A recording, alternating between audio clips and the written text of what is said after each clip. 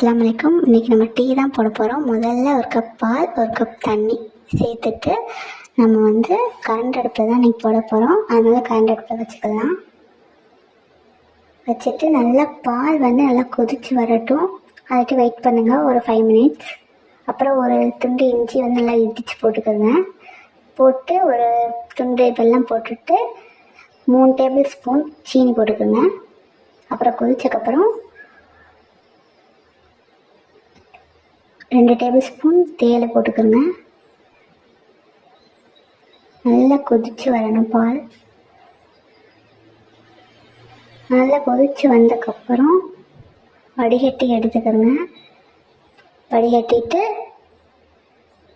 உங்களுக்கு வேணுங்கிற கப்பில் நீங்கள் ஊற்றிக்கலாம்.